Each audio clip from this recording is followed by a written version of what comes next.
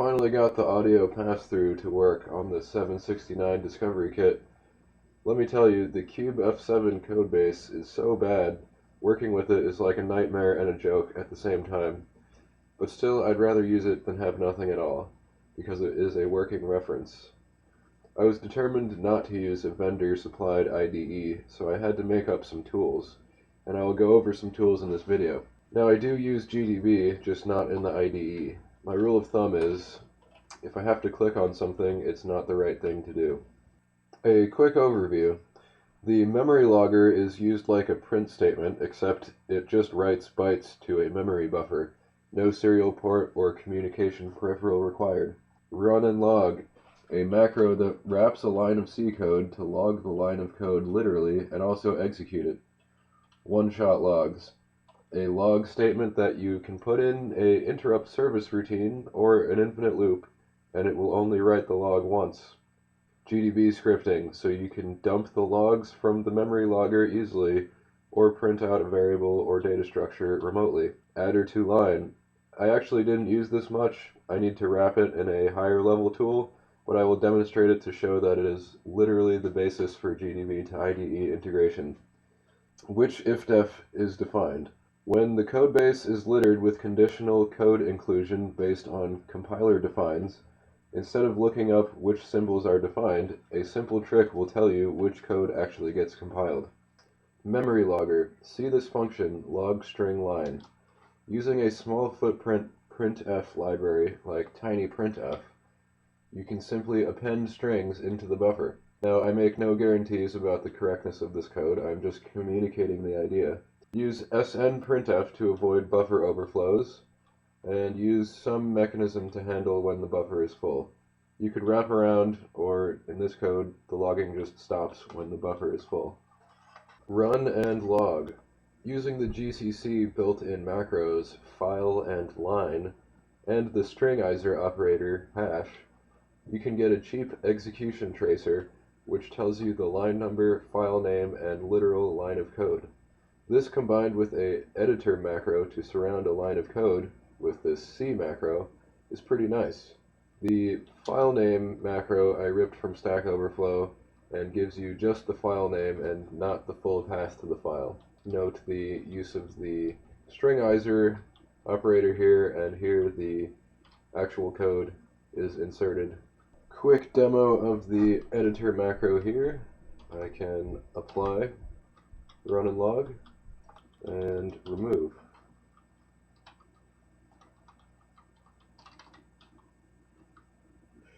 There are many ways to achieve applying the C macro here. Removing the C macro may be harder in some editors, but remember you can always use git to remove edits. One-shot logs.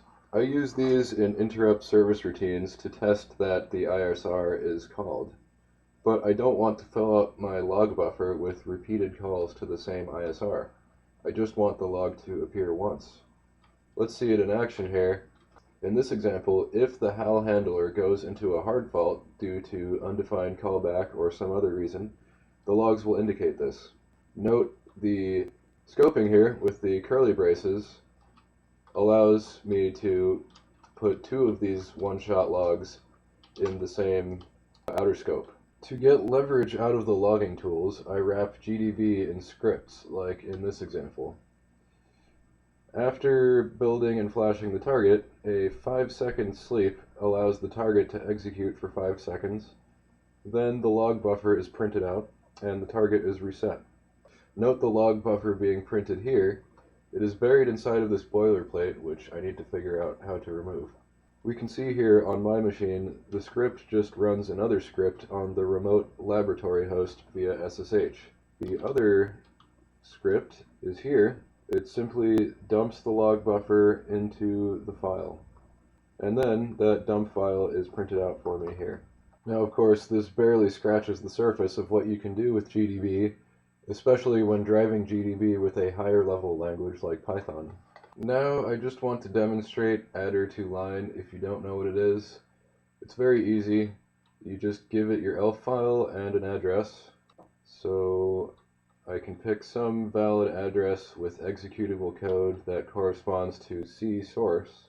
So basically not the vector table. So the address range starts at 800 hex. So I'll just pick something. Sure. And I can also halt the target and put in the program counter. So 11E4. Okay, we're in my audio init. Okay, lastly, here's a technique that's actually usable as is.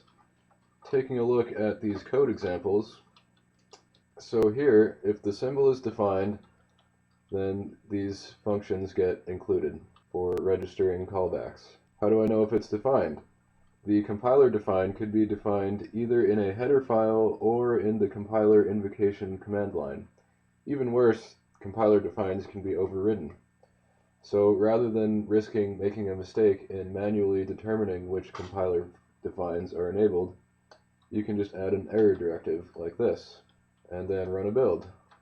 You see here, there is no error, meaning that the symbol is not defined, which makes sense because in the example code, I did not see any use of registering callbacks. Here's another example. This is the CMSys wrapper for FreeRTOS, and here we're creating a task. So there's 3 different possibilities for creating a task. Which one is it? I have no idea. I just got this code base, and I'm assuming that the configuration is all over the place and more confusing than helpful. So I'd rather just find out which one it is right now. So I can do a error, just put them in each one, and then I will get one error telling me which one is defined, or this one. Okay, so I see that this is the invocation of FreeRTOS task create. And that's it for this video. I hope that in the near future, I and you will have many more tools like this available, and tools much more powerful than these. So please help to create and rediscover more tools. Thanks.